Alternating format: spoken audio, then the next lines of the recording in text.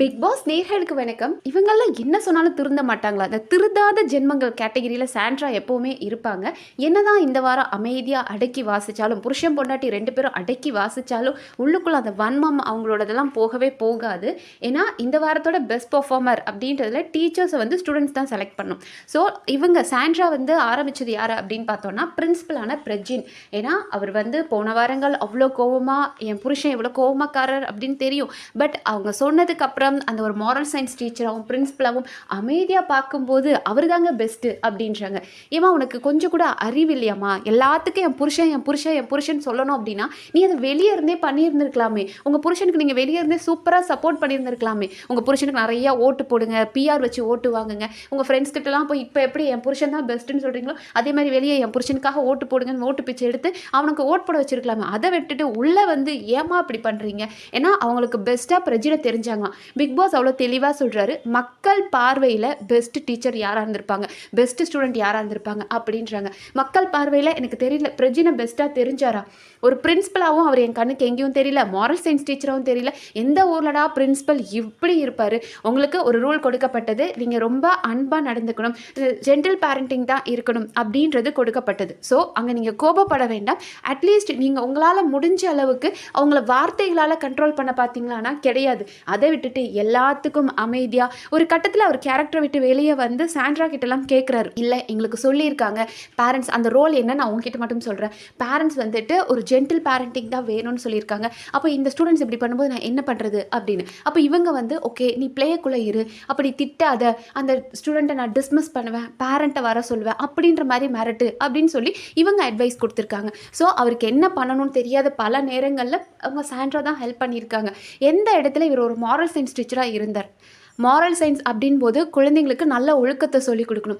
அவர் அங்கே இருக்கிறவங்கள வச்சே நீ இதை பண்ண நீ அதை பண்ண அப்படின்ற மாதிரி ரொம்ப ஜென்ரலாக இருந்ததே தவிர ரொம்ப ஒரு இம்ப்ரெசிவான டீச்சராக அவர் எங்கேயுமே தெரியல. ரொம்ப ஒரு டல்லான டீச்சராக தான் எனக்கு கேட்டால் டீச்சர்ஸ்லேயே ஃபர்ஸ்ட் பர்ஃபார்மர் அப்படின்றதுல எஃப்ஜே அண்ட் பிரஜின் தான் வருவார். பிரஜினும் என்ன பண்ணார், அவருக்கு அவ்வளோ பெரிய ஒரு பொசிஷன் கொடுக்கப்பட்டது.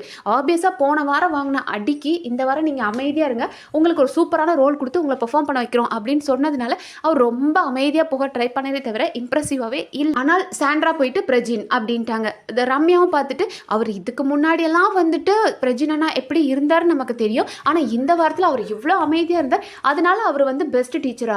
உங்களுக்கு என்ன கொடுக்கப்பட்டது இந்த வாரத்தில்? இந்த ரோலில் அவங்க பெஸ்ட்டாக பண்ணாங்களா? மக்கள் பார்வையில் ஒரு பெஸ்ட் டீச்சராக சொல்லுங்க அப்படின்னு. அப்போ இந்த வாரத்தை நீங்கள் கால்குலேட் பண்ணி சொல்லாமல் போன வாரம் அவன் கோபக்காரனா இருந்தான், இந்த வாரம் நல்லா இருந்தான் அமைதியா அப்படின்னு சொல்றது எப்படி மேட்ச் ஆகுதுன்னு எனக்கு புரியல. ஸோ எப்படியோ எல்லாரும் பேசி பிரஜினை வந்து பெஸ்ட் பர்ஃபார்மர் அப்படின்றதுல அவரை கொண்டு வந்துட்டாங்க. டீச்சரில் வந்துட்டு பிரஜின் கொண்டு வந்துட்டாங்க. ஸ்டூடெண்ட்டில் வந்து ரம்யாவும். இறைவா, இந்த சீசன் ஏன் இவ்வளோ மொக்கையாக போகுது அப்படின்னா இவனுங்களோட தத்தித்தனத்தால் தான் அப்படின்னு நினைக்கிறேன். ரம்யா எந்த இடத்துலங்க இம்ப்ரெசிவாக இருந்தாங்க.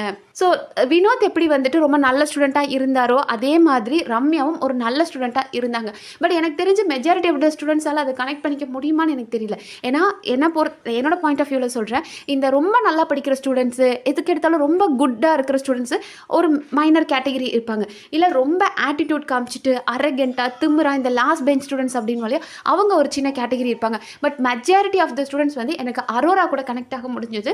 அரோரா, சுபிக்ஷா, இவங்கெல்லாம் கூட சுபிக்ஷா அளவுக்கு வேண்டாம், ஏன்னா சுபிக்ஷா அப்பப்போ பொருளெல்லாம் எடுத்து வைக்கிறது, திமுறா பேசுறது அது கூட இல்லை. பட் என்னால் அரோரா கூட கனெக்ட் ஆக முடிஞ்சது. லைக் அவங்க வந்து ஃப்ரெண்ட்ஸ் கூட இருக்கும்போது ஜாலியாக அரட்டை அடிச்சுக்கிறது, கலாய்ச்சிக்கிறது, ஸ்நாக்ஸ் சாப்பிட்டுக்கிறது, கிளாஸ் ரூம்லேயே அந்த மாதிரி சின்ன சின்ன விஷயங்கள் பண்ணுவாங்க. ஆனால் ஒரு சிலர் வந்து படிப்புன்னு வரும்போது டீச்சர்ஸ் முன்னாடி நிற்கும் போது நல்ல போல மாதிரி நடித்து அவங்க கேட்கறதுக்கு ஆன்சர் பண்ணி ஓரளவுக்கு பெஸ்ட்டாக கொடுக்க ட்ரை பண்ணுவாங்க. அந்த மாதிரி அரோரா ஒரு ரோல் பண்ணாங்க. ஸோ அரோராவோட அந்த ஒரு மிடில் பிரெஞ்ச் ஸ்டூடெண்ட்ஸ் இருப்பாங்க இல்லையா, அந்த ஒரு கேட்டகிரி வந்து எனக்கு என்னமோ ஓகே ஆவரேஜாக அந்த மாதிரி ஸ்டூடெண்ட்ஸ் தான் நிறையா இருப்பாங்க. அப்போ ஈஸியாக கனெக்ட் ஆகிற ஸ்டூடெண்ட்டாக நான் அரோராவை தான் பார்த்தேன். பட் ரம்யாவுக்கு பெஸ்ட் ஸ்டூடெண்ட்டுன்னு கொடுத்து அவங்க என்ன பண்ணாங்க? ஓகே கிளாஸை லிசன் பண்ணாங்க, நீங்கள் சொல்லி கொடுத்ததை பண்ணாங்க. ஆனால் அரோரா அதை விட நல்லாவே பண்ணாங்களே. நிறைய கவிதைகள் எழுதுனாங்க, கிளாஸை லிசன் பண்ணாங்க. ரம்யாவுக்கு பெஸ்ட் ஸ்டூடெண்ட் அப்படின்னு கொடுக்கும்போது எப்படா நீங்கள்லாம் எங்கேருந்துடா இப்படி யோசிக்கிறீங்கிற மாதிரி தான் இருந்தது. நீங்கள் சொல்லுங்கள், உங்களுக்கு யார் பிடிச்சிருந்த டீச்சர் யார், ஸ்டூடெண்ட் யார் அப்படின்றத சொல்லுங்கள். அண்ட் நம்ம வந்து இந்த வாரத்தில் பார்வதியை பாராட்டணும். ரொம்ப கஷ்டப்பட்டு நிறைய வேலைகள் செஞ்சாங்க, அவங்களுக்கு ஒரு பொறுப்பு கொடுக்கப்பட்டதே அதுக்கு தான். அவங்கள இதுக்கு முன்னாடியும் பாருங்களேன், எல்லா டாஸ்க்லையும் அவங்களுக்கு ஒரு பெரிய ஹையர் பொசிஷன் கொடுப்பாங்க. ராஜா ராணி டாஸ்கில் வந்து ராணியாக கொடுத்தாங்க, ஹோட்டல் டாஸ்கில் அசிஸ்டன்ட் மேனேஜராக கொடுத்துருக்காங்க. இந்த டாஸ்கில் வார்டனாக கொடுத்துருக்காங்க. ஸோ எப்போதுமே பார்வதி 10ஓட 11 இருக்க மாட்டாங்க. ஒரு ஒரு ஹையர் பொசிஷனில் பார்வதி இருப்பாங்க. அண்ட் அதில் அவங்க பாசிட்டிவாக பண்ணாலும் சரி, நெகட்டிவாக பண்ணாலும் சரி, அதை வச்சு ஒரு கண்டென்ட் வரும். அதை வச்சு நம்ம சேனல் டிஆர்பி ஏற்றலாம் அப்படின்றதுக்காக பார்வதிக்கு எப்போதுமே அப்படிப்பட்ட ஒரு பொசிஷன் தான் கொடுக்கப்படும். ஆனால் அதில் பார்வதி மேக்ஸிமம் சொதப்ப ட்ரை பண்ணுவாங்க. லைக் எல்லாத்துலேயுமே கிவ் அப் பண்ணுவாங்க. சண்டை போட்டு கத்தி அழுது கிவ் அப் பண்ணிடுவாங்க. பட் இந்த இடத்துல அவங்க அழுதாங்க, உடஞ்சாங்க, மறுபடியும் எந்திரிச்சு வந்து தனியாளாக போராடினாங்க. ஏன்னா எஃப்ஜே சில இடங்களில் பண்ணாமல் விட்டுட்டார். அவர் வந்து நிறைய சமைச்சிருக்கார், லைக் நிறைய கட் பண்ணி கொடுத்தாரு. பட் பார்வதி தெரியாமல் சமைச்சதுனால அவங்களுக்கு ரொம்ப பெரிய ஹைலைட்டிங்காக போச்சு. அண்ட் மோரோவர் பார்வதி இதை ரெஜிஸ்டர் பண்ணுற கேரக்டர், செல்லுங்களா தங்கங்களா வசனி அம்மா பண்ணது நல்லா இருந்துச்சா அப்படின்னு ரெஜிஸ்டர் பண்ணிட்டாங்க.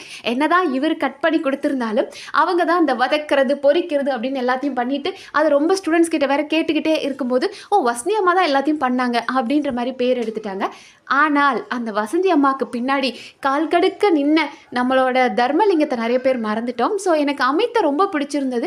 லைக் அமித் ஒரு டைட்டில் வின்னருக்கு டிசர்விங்கான ஒரு பர்சனா அப்படின்னு கேட்டால் இன்னும் அவர்கிட்ட ஒரு இம்ப்ரூவ்மெண்ட் கிடைச்சா டெஃபினட்டாக ஒரு டிசர்விங் அப்படின்னு சொல்லுவேன்.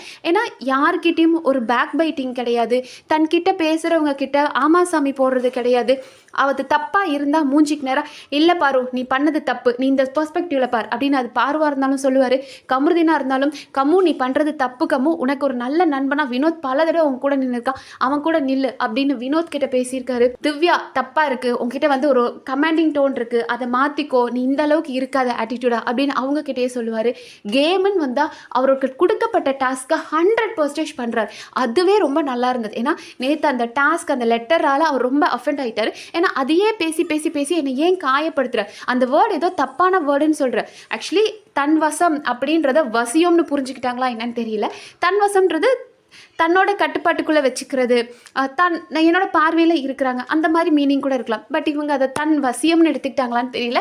அந்த ஒரு வார்த்தையை சொல்லி சொல்லி அவர் வேண்டாம் விடு அப்படின் போதும் பார்வதி அதை பேசி அவர்கிட்ட கத்தி இதனால் உங்களுக்கு பிரச்சனை இல்லை எனக்கு தான் பிரச்சனை அப்படின் போது அவர் சொல்கிறார் நான் ஒரு ஃபேமிலி மேன், எனக்கு அது ப்ராப்ளம் கிடையாதா, நீ அதை அட்ரஸ் பண்ணாத அப்படின்னு சொல்லும் போதும் பார்வதி அதை அட்ரஸ் பண்ணி சண்டை போட்டாங்க. அவர் கோச்சிக்கிட்டு நான் பார்வதி கூட சேர்ந்து சமைக்க மாட்டேன், நான் தனியாக கூட சமைப்பேன், அவ கூட சேர மாட்டேன், என்னை செருப்பால் அடிச்சுக்கணும் அப்படின்னு பேசினாலும் அடுத்த நாள் சரி இது ஒரு கேம், இந்த ஒரு டாஸ்கில் நம்ம இப்படி ஒரு ரோல் ப்ளே பண்ணணும் அப்படின்னு முடிவு பண்ணிட்டோம். பட் டாஸ்க்கு நம்ம 100% கொடுக்கணும் அப்படின்றதுக்காக மறுபடியும் காலையில் ஓகே பாரு நம்ம இந்த டாஸ்க்கை இப்படி எடுத்துகிட்டு போகலாம், நம்ம இப்படி ஒரு கன்க்ளூஷன் கொடுக்கலாம் அப்படின்னு அவங்களுக்காக ஹெல்ப் பண்ண மறுபடியும் கிச்சனில் போய் அவங்கள கைட் பண்ணி எல்லாம் பண்ணார்.